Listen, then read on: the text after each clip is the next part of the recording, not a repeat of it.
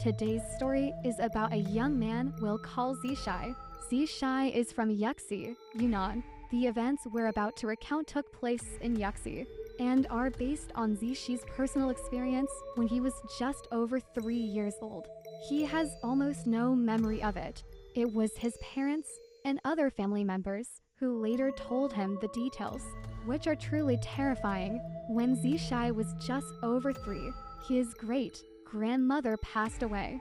His parents took him to their hometown in Yuxi to attend the funeral. In their village, there was a clan ancestral hall, a very important place where the villagers would gather for both joyous and solemn occasions. For events like weddings and funerals, many tables would be set up in the hall, sometimes dozens or even hundreds of them. Neighbors, friends, and clan members would come together, either to celebrate or to mourn the passing of an elder.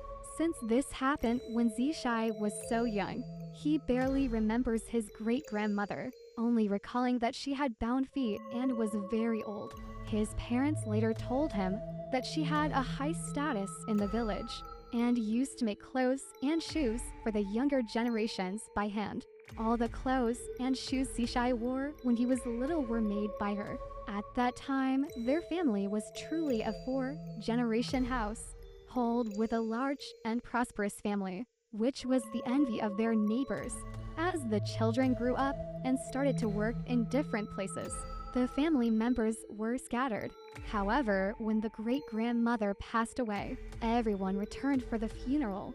She had lived a long life and passed away peacefully, which is sometimes referred to as a joyful funeral in their culture. But of course, the family was still very saddened by her loss. After several busy and chaotic days, the funeral was finally over. Many people had come for the occasion and had nowhere to stay. So Zishai's family of 3 stayed with a distant aunt. It was a rare visit, especially for Zishai's parents, who were from the city. They had to pay their respects to the elders and visit relatives and friends in the village. One day, while Zishai's parents were chatting with relatives and friends at the aunt's house, Zishai, being just a toddler, was pestering his cousin to go out and play. His cousin, who was already in his teens, didn't want to take care of the 3-year-old. He thought the little kid was too much trouble, always crying or making noise, and needing to be constantly entertained. Zishai insisted on following his cousin, so the cousin threatened him, saying, "If you follow me, I won't play with you. I'll leave you outside and let you get lost. I'll abandon you." Thinking that the threat would work, the cousin slipped away when Zishai wasn't looking and went to play with his friends. He assumed Zishai would stay at home. It was already past noon when the cousin came back for lunch. His mother, Zishai's aunt, asked him, "Where's your cousin? Where's Zishai? Didn't he go out with you?" The cousin replied, "No, I went to play with my friends. I didn't take him. I told him to stay home and threatened to leave him outside if he followed me. I thought he'd stay home." The aunt was shocked and scolded her son.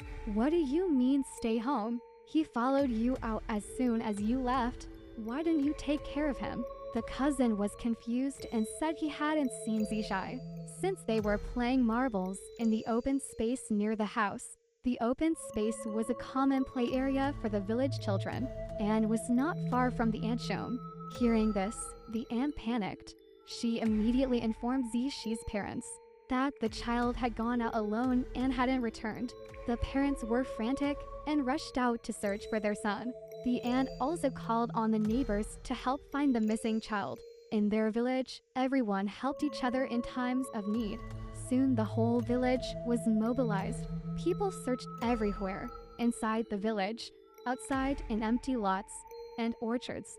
They searched until it was almost dark, but there was no sign of Zishai. His parents were beside themselves with worrying. Where could the child have gone? Just then, a villager who had gone out of the village spotted Zishai in a small pond at the village entrance.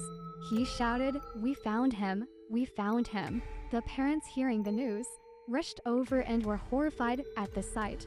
Zishai was floating in the pond. His body bloated from being in the water. He looked pale and swollen, with his eyes rolled back, resembling a drowned animal.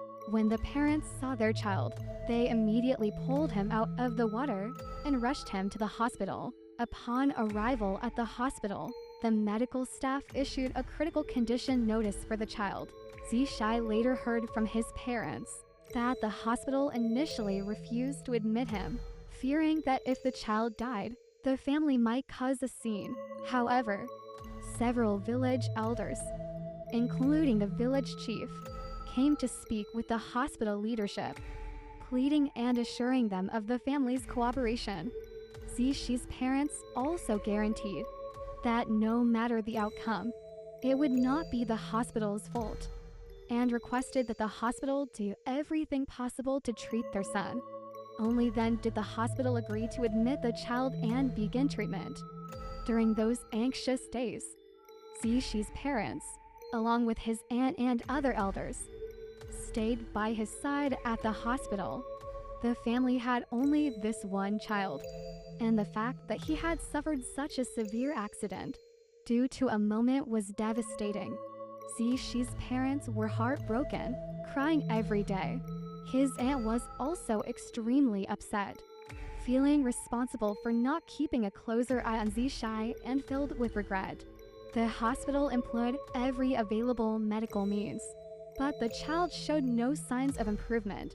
It was a miracle that he survived it all, despite being submerged in the water for an uncertain time.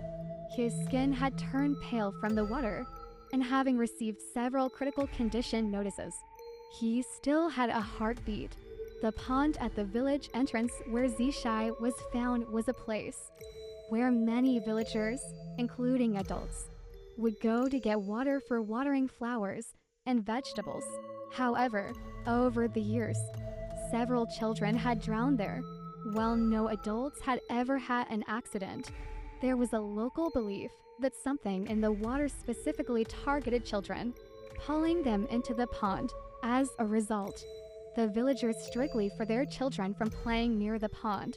Zishai, not being a local child and being so young, had no idea why he had gone near the water's edge.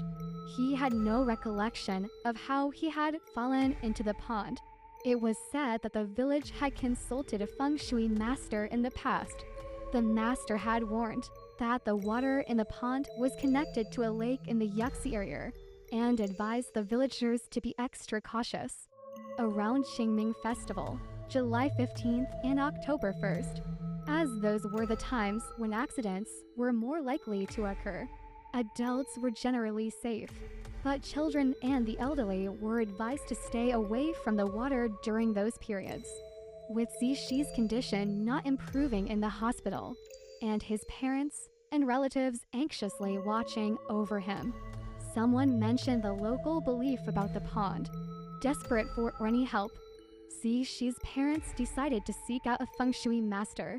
They didn't know anyone personally, but Zishi's aunt managed to find the same master, who had previously helped the village. The master was a very honest and down-to-earth person who never made false claims. If he said he couldn't handle this situation, it probably meant it was truly beyond help. When the master was brought to the hospital and heard the details of Zishi's case, he frowned and said, "This child's situation is indeed very unusual. If he had been grabbed by something malevolent as a substitute, he should have been beyond saving if he hadn't woken up after being rescued. But according to what you've said, the child has been submerged in the water for who knows how long, turned pale, and has been in the hospital for a day and night without any improvement. Yet he is still alive. This is indeed very rare.